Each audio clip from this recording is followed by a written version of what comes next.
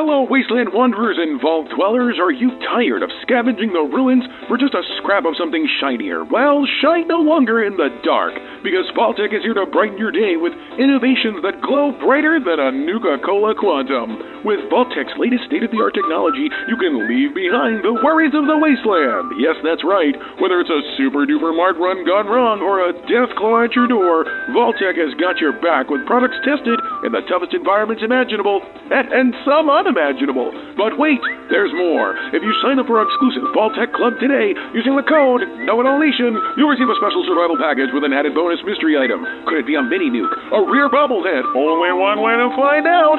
Vault-Tec, because in the world of tomorrow, you don't just survive, you thrive.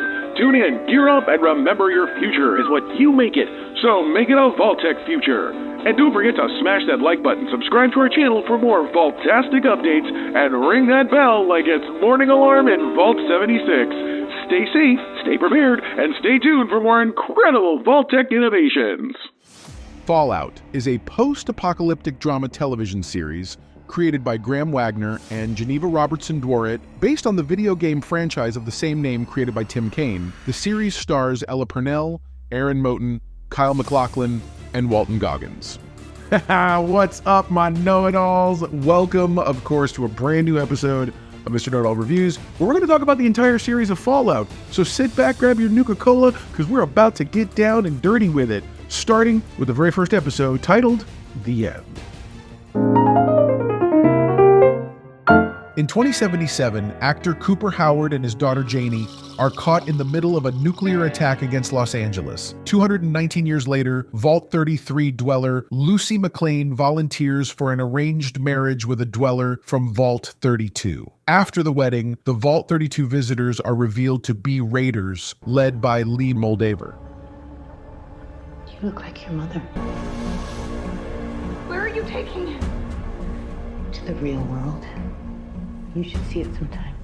In defiance of Vault regulations, Lucy decides to go to the surface by herself to search for her father. Meanwhile, Brotherhood of Steel aspirant Maximus is promoted to the rank of Squire and joins Knight Titus in hunting for a member of the Enclave. Elsewhere, a group of bounty hunters find Howard, who has been transformed by radiation into a ghoul, and attempt to recruit him to find the same Enclave member. Instead, Howard kills them and pursues the bounty alone. That was an amazing episode. I remember that I thought when we watched, so we've seen the whole thing. And I actually, it's funny, Mrs. Know-It-All didn't actually jump into episode 3, but she had to backtrack and we talked a lot about this stuff. I had no prior knowledge about the Fallout series. That's a lie. I played the mobile game where you build your own little vault and stuff and the whole thing, and then all it does is lead you to eventually having to play, it says, and continue the adventure, blah, blah, in your normal game, all that stuff. I liked a lot of what they had, what the game looked like. So then you go into the series, and I think that right up the gate, I felt like everything was way too syrupy for it to be real. And then you get to see Moldaver the very first time you see her with when all of a sudden everything turns. And I remember thinking to myself, oh, okay. And so clearly it's a raiding party. There's something going on with the 3 vaults. You don't really know all the things happening, but you do know that something's up. I was really surprised by how candid everyone was. Yes, the Vault Dwellers are very naive, but at the same time, they're very open about things like sex and things like marriage and relationships and how all that should work. And in essence, the idea that she's waiting for, she being our main character, Lucy, is waiting for someone to quote unquote marry, but they call it cousin stuff, which I was like, okay, that's odd. But anyway, and then the whole idea or concept that there's an entire group that it's where we see the honor finally, the Brotherhood of Steel. That group and that whole situation I find fascinating. I'm a little confused. At least I was. And so at this point, I was very confused because you see Maximus as a child and his memories show him coming out of a refrigerator. Clearly, he has somehow survived a fallout of some kind, but it's supposed to be 200 years in the future. So it's a very confusing point in that moment. But at the same time, I was sucked into the story. I really genuinely understood. And then seeing, of course, the birth of our boy, the Ghoul, who has one of the most memorable lines in the world. He says, I do this for the love of the game. So yeah, no, that was pretty interesting. But now we go on to by the way, I'm going to give a know-it-all review for the entire series. I feel like trying to give each one individually. By the way, they're all brilliant. The whole series is brilliant. So we're going to save the know-it-all index for the very, very end. Of course, if you want to skip to any particular episodes you liked or wanted to hear about, there is going to be time codes. There are time codes, rather, in the description below. But let's continue on with episode 2, titled The Target. In an enclave facility, Dr. Siggy Vilsig develops a mysterious blue device before injecting it into his neck. He flees the facility with his experimental dog, CX-404. In the wasteland, Lucy encounters Wilzig, who urges her to return to her vault. You need to go home, miss. Vault dwellers are an endangered species here.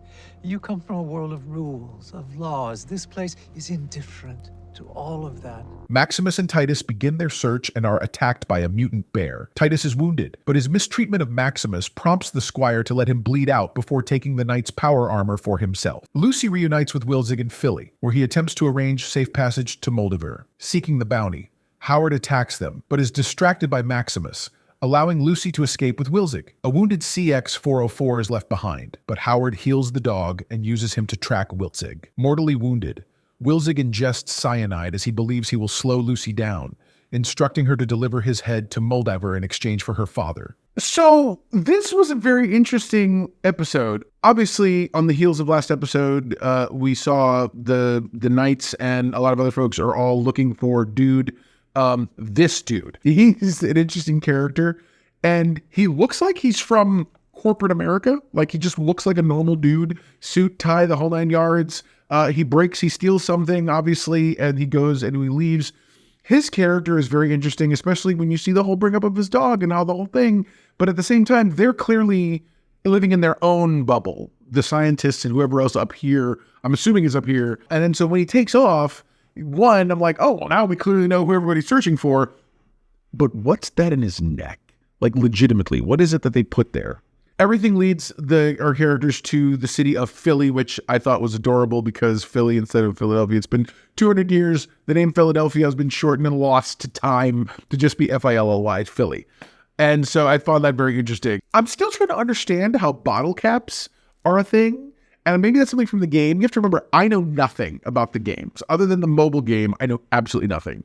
So seeing sort of that exchange rate thing going on, not to mention how people react to Lucy as she's walking around and you get to see all of them in there and see people see her and whatnot. It's a very interesting setup. So the whole thing culminates in a standoff, what we would call a Mexican standoff, where everybody's pointing guns at everybody. And it's because the doc is clearly going to be going somewhere, and all of a sudden the ghoul shows up, and he's like, who, by the way, I think can we all say we all know that it's Coop at this point? Aside from the fact they're both being played by Walton Goggins, the fact that Walton Goggins was a sort of a cowboy at birthday parties who apparently fell out of some sort of something with everyone. To see the whole thing play out the way it has, and he's still here 200 years later, there's a whole lot of questions, but I love the fact that you're so into the story that you're so invested in the story overall that you're not really getting lost in the minutia of each individual piece. And that really makes me happy. Seeing him confront them, and by the way, what is that gun? Is that a thing from the games? Because his gun was amazing. As he's sitting here, it's like a sawed-off or a short snub-nosed shotgun, but it's got these bullets, and there's a slow motion shot where it shows like boom on the bottom of the thing, and it's like, and they just blow up stuff. It's amazing. And I was like, okay. And then to see when dude confronts him and ultimately is like, you got to learn how to read the manual, and he cuts Maximus's little power line circuit thing, his fuse, basically. It's like his giant fuse. And Maximus is now like, oh, and Lucy's stuck. Who else is going to help her? Who? Like, legitimately. And then, of course, the dog, CX-404, goes with them and helps follow them and chase the whole thing. Seeing Lucy and dude, because, oh, I'm sorry, the ghoul shoots his foot off. So they have to use this meat grinder thing to give him a new foot, and they bleed out, and they go a distance only to figure out that he's not going to make it. And he tells it, come to find out, the person he's going to is Moldaver. And Moldaver, we'll say Moldaver. Everybody knows a lot of stuff. We already met dude in the previous episode, scientist guy, or this episode rather, when he shows up at her camp at night and is like, you should know better, this and that. He knows about her. He knows about her vault. He knows the things he knows, and she's like, how? And then he knows her name. And that's what I'm like, what is going on here? It's so much, and then he dies. All because he had to go and take Plan D or Plan whatever, and but it tastes like bananas, so hey, whatever. All of that to lead you to the fact that, so then Knight Titus, who's now a knight, of course, everyone is on the hunt for dude's head. And it's one of those things where I'm like, what is happening? Where are we going with this? All of this, of course, leads us to the next episode, aptly titled, The Head. Maximus assumes Titus's identity, and the Brotherhood sends a new squire, Thaddeus, believing Maximus dead. Lucy is attacked by a gulper which swallows Wilzig's head. Howard arrives with CX-404 and uses Lucy as bait to lure out the gulper, but the chems which maintain his health are destroyed in the attempt.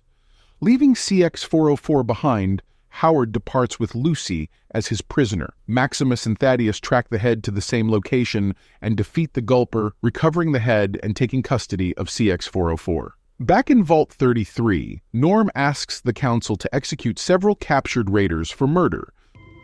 We can do what they would have done to us. Wow. Jeez Louise, Norm. Pre-war, Howard becomes a celebrity spokesman for Vault-Tec at the encouragement of his wife, a top company executive.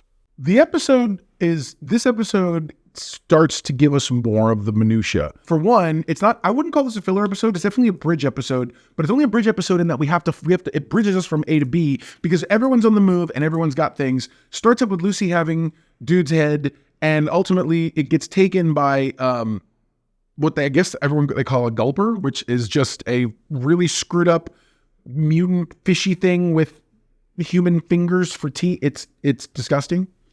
And so what happens is Coop shows up. I'm sorry, forgive me. The Ghoul. Okay, we know it's Coop. He shows up with CX-404 and manages to, and Mrs. Know-It-All at first was like, because he does that whole speech about not torturing them and whatnot. And Mrs. Know-It-All says, well, why is he torturing her? And I went, I said it before he said it. I looked at her and I go, he's not torturing her. He's fishing. And Mrs. Know-It-All was like, what? I was like, yes, he's fishing clearly. And then sure enough, he confirms that's exactly what's going on. Anyway, so then seeing that whole thing, and then of course, there's that whole fight scene where, because of course, dude's got, Maximus has to get his armor fixed. So he goes, does some stuff, sells some teeth, which I'm like, oh, you sell your teeth, bro? Only to have these toughs who are trying to break into his armor. He has to face them and fight them.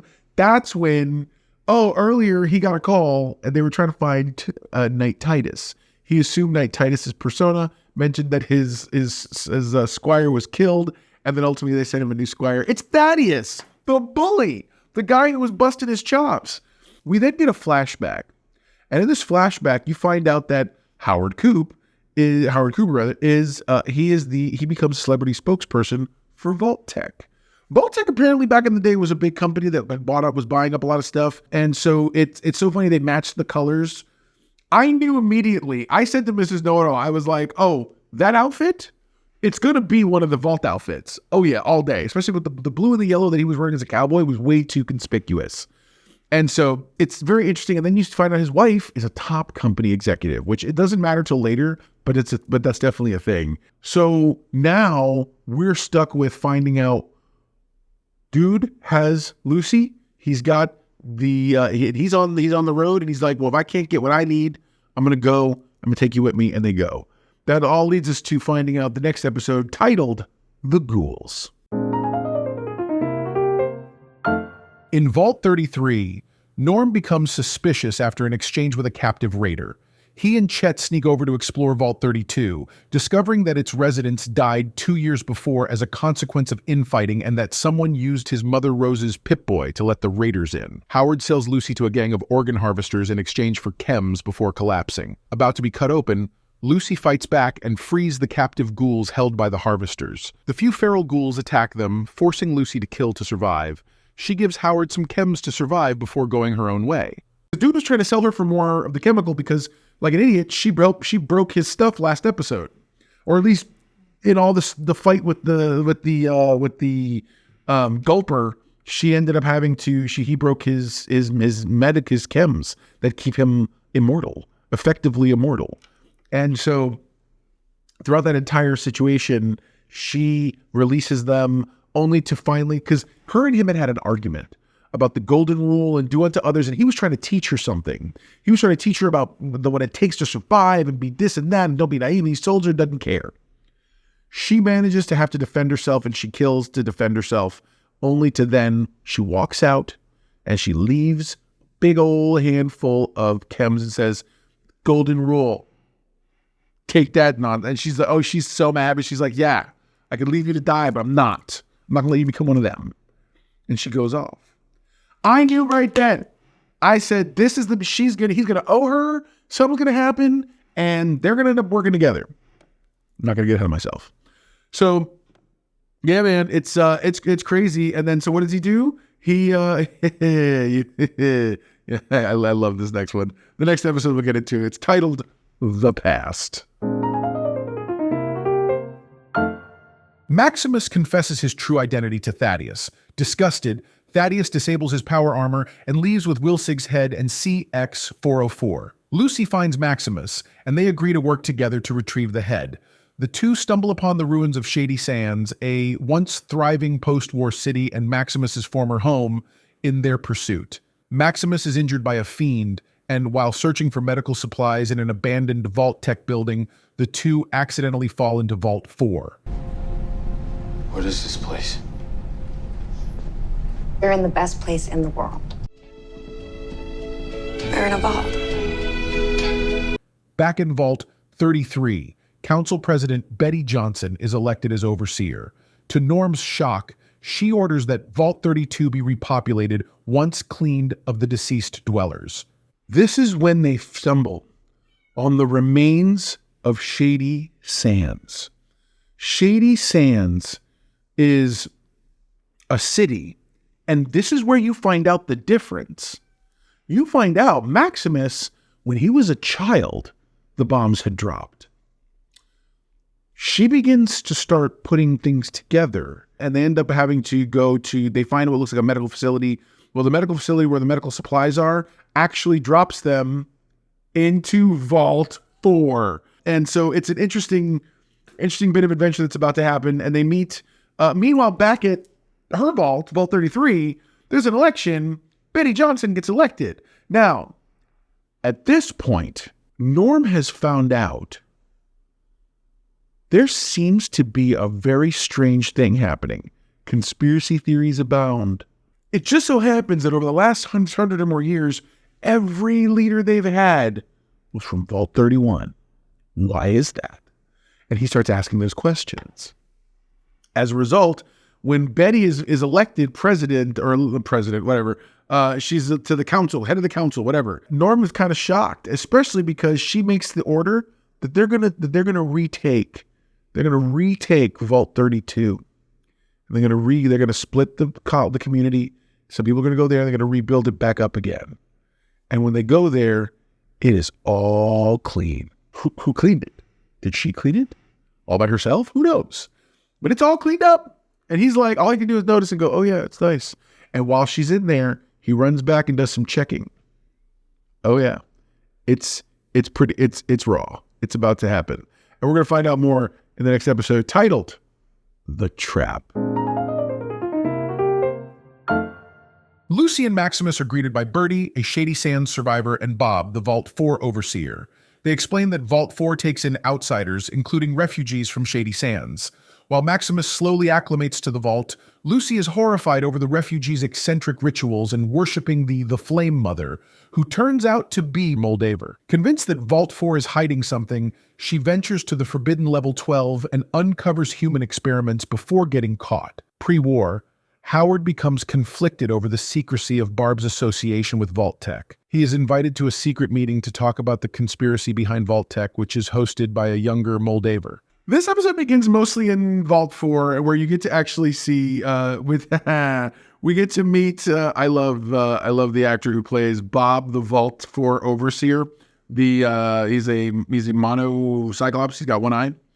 And he's a fun guy, but they mainly meet Birdie. Birdie is a Shady Sands survivor, and this is where you find out the truth. And the real truth of things is that the world tried to rebuild. In this vault, unlike her vault in 33, her Vault 33 has United States, we're going to rebuild America, all that. Here, Vault 4 has all about the new Californian Republic. And she gets to find out the real history of things. Meanwhile, Maximus gets his first taste of vault life. Bro is, he is so happy. He's wearing a robe, he's got slippers. He is so happy. Only one rule: do not under any circumstance go onto level 12. Oh yeah, don't do it. We shift back to pre-war. We find out the Fire Lady is Moldaver. Moldaver was in the past, so she's also nigh immortal. So something's going. Either that or she cryogenically froze herself. Whatever. Because that's a big thing, too, in this whole series. She's the one who's introduces him into this meeting, and you find out some lowdown, which all of this gets us to episode 7, titled The Radio. Residents of Vault 4 gather as Lucy is prepped for expulsion from the vault. Maximus leaves with her after a brief conflict with the vault residents. Lucy and Maximus eventually catch up with Thaddeus. After learning that he is turning into a ghoul, for which the Brotherhood would put him to death, Thaddeus gives up the head. Lucy continues her journey alone while Maximus stays behind to distract the Brotherhood. Norm secretly enters Vault 31. Meanwhile, Howard, having determined Moldaver's location, reunites with CX-404. Pre-war, a younger Moldaver, then named Miss Williams, informs Howard that he can't trust his wife and should record her conversations with the company board. So last episode, Lucy ended up, she went to floor 12 like she wasn't supposed to, and she found out that that they were doing mutant experimentation, only to then find out later when she's about to be expelled, she finds out the full breadth and width of the story, which is they were the ones who, in that vault, they were being experimented on. And so Lucy and Maximus eventually because Maximus sees her being carted off, and he thinks the worst. He steals their fusion core, puts it in the armor, saves her. They kick them out. She guilts him, and he basically says, okay, fine. They give back the fusion core. The armor's junk. And she says to him, why don't you come live with me? Come with me to Vault 33. We can be safe. Help me. We'll find my father together. We'll go to finish this whole thing. They find Thaddeus. Thaddeus, like a dinkus, got himself turned into a ghoul. So his foot was crushed by Dude a few episodes back. You remember. And so what does he do? He has to, he goes to this guy. He goes to the shiesty snake oil salesman guy. And the guy's like, oh yeah, this and I have this thing. He gives him this stuff. His foot heals. I said to Mrs. Noto, I said, oh, I think Dude's a ghoul now. That's the one thing I can think of. He's a ghoul. And she was like, really? I said, yeah. Confirmed later in the thing. And so finally they go, he escapes. They see, because the Brotherhood will kill him the minute they find out he's a ghoul. He's done. And so he sees the choppers coming, and they agree. Lucy's going to continue on her way. And she says, come and find me at Vault 33. And he's like, okay, I will. They're together. A really fast romance has developed quickly, which probably has to do with her very liberal views on sexuality and all that stuff. I'm okay with that, but it felt a little abrupt for me. But overall, I'm impressed with the way the show is moving, the clip at which things are moving. Meanwhile, Norm, who, while the people who've been selected to move into Vault 32 all get shifted around and get taken to whatnot. There's this whole thing happening, ceremony-wise, whatnot. He rushes back to Betty's office, and he contacts Vault 31, and he says, and they're like, have you been compromised? He's like, I have to come. She's like, as Betty said, I have to come back. He goes to Vault 31, opens it up. He sees something. We don't know what, because they cut to what you call. Meanwhile, you find out, back in the past, Moldaver she's definitely the leader of this. They call it a communist group, but that's just a thing they say. She believes firmly that what she says is all of these people, all of these companies are investing in the end of the world. The only way that this is lucrative and makes money is if the end of the world happens. She's convinced, and she's trying to convince Howard that the end of the world is coming and they're going to cause it. So she gives him a listening device and says, put it next to her thing. It'll sync up and you can listen to her. You can listen to what's going on. So he's real skeptical at first, but he totally takes it and goes.